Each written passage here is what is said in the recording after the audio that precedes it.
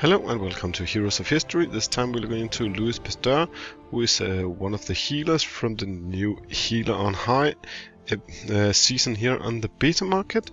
So he's a new hero and healer that you can't get on live servers yet. So let's look into him. Is he any good? Right now he is at level 40 as I usually have them on. When I test them, he got well, ordinary number of hit points, a bit more attack than defense. Now let's look a little more into him. He has some normal damage for this. Attack speed 75 hits per minute. I think it's usually 60 hits per minute, so it's a bit faster there. Movement speed slow, attack range 6 is normal. For ranged units, let's see, crit chance, crit damage is also normal. Now his ability is rather interesting, because Louis Pasteur throws a potion at the most injured allied unit, healing them for, well, almost 2000%. Well, allegedly, I'm already at level 10 here, but also almost 2000% of his base damage. Well, that sounds like rather a lot. The potion fumes reduces the healing effect received by all nearby enemy units by 28% for 8 seconds. So it's rather a strong hero versus hero unit that you can use, especially in the arena fight. But it doesn't really suit well with the way I test heroes, so he might be at a minor difficulty compared to that. But let's test him and see how he can do on the ordinary map here. And the battle map, I usually start here at battle 16, so he has it easy going at the first. So let's test him out and see how he's doing. Now there's no healer here, so we can't see his effect on reducing that. And besides, that would actually have to have some close combat heroes that get close enough to be somewhere that can actually reduce healing of units close by. So again, it's very effective for arena, I think. Now, as you can see, we went through right there, and well, this is not the difficult battle. It will seem much worse when we do a battle or two more.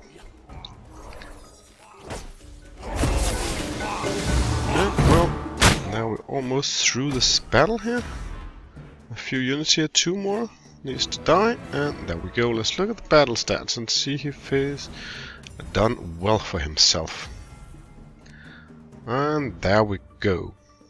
Well, let's continue to the next battle. Continue here. And well, come on, don't be shy.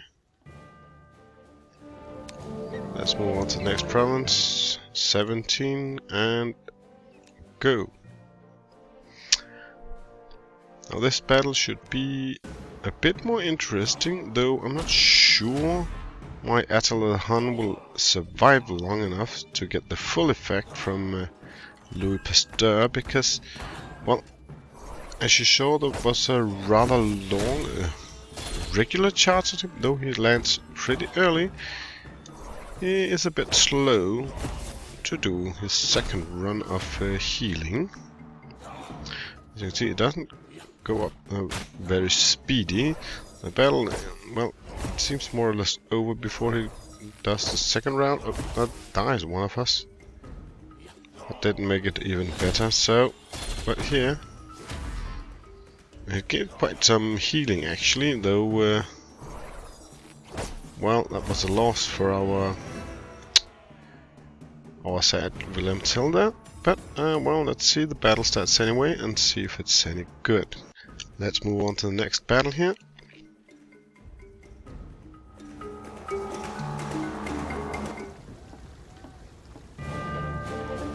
And let's continue to province 18.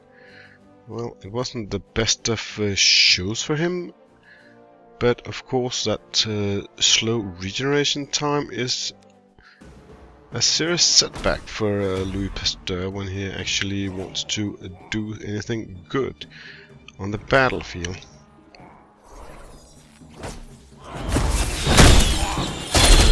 well, it will be his Achilles heel, because that's really not a good thing to be that slow in reloading your powers. But as you can see, we're doing quite alright here, even in this battle here. Though he isn't well,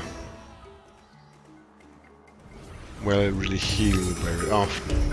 At least not compared to Ashok the Great. Let's look at the battle stats here again. Let's continue for the fourth battle here.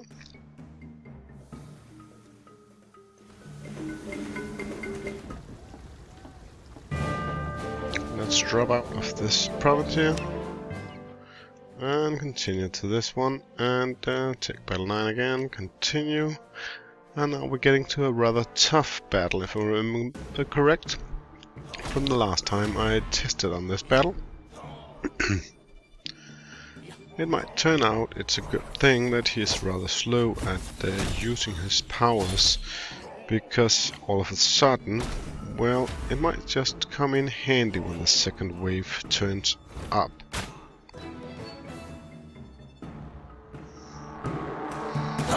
As you can see, he's rather close at using his power. But on the other hand, there's not really too many healers here, but there's this one, so maybe we can see something that actually, well, unfortunately that hero didn't lose much of his health, so it's really not to see as it is now. What we really can see is, with that slow healing, he's actually endangering our Attila the Hun, but of course he also gives a lot of healing when he finally shows that. Well, it gives a pretty good look of how good he is, or, well, lack of same. Let's look at the battle stats and see if he was good. Now let's go to the final battle and conclude this test. Yes, it takes a little while, shifting focus here, and province 20 here in Tesla's fortress, and continue. Let's see if we can do just as great here. And now we really have the option to see if it's any good. There's two healers here on the wrong end of the battle line. Now, of course, that requires him to throw his healing somewhere where we can actually diminish the enemy healing. And as I see it, it doesn't seem like the range around that is strong enough to actually lower the, well, the healing of this guy. So a double Ashoka is still ruling this one. At least so far it is. If we can just keep someone alive long enough to throw some healing over there. Oh crap, there's no one around there that wants healing, so that wasn't really going to show anything that we wanted to. But maybe our Attila the Hun will win.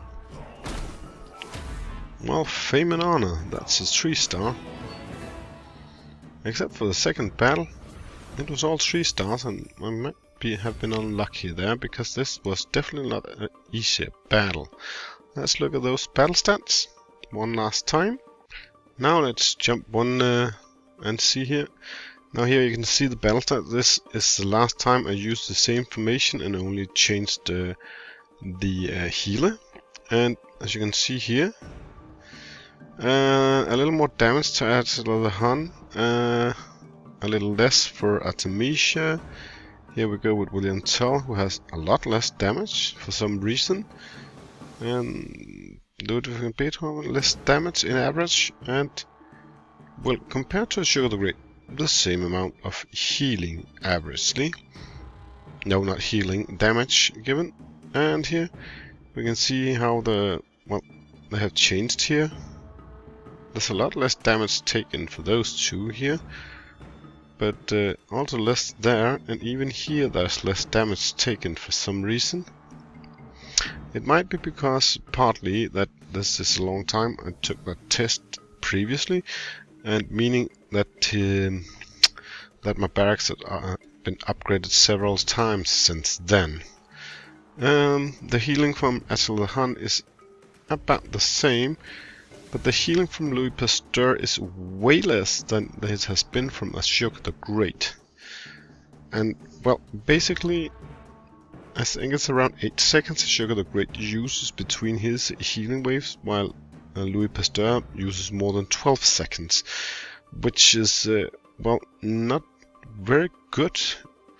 But if all the heroes and the units is stronger, the requirement is also less. I would say if you have a strong unit in front, like a Bismarck, and he's healing him, and everyone around him trying to knock him down, can't really get the full amount of healing because Louis Pasteur keeps healing him all the time, well, he'll be super effective as a healer. So, well, he is very useful. Better than Ashoka the Great? I'm not so sure actually. But this formation worked, and we went through these battles relatively easy.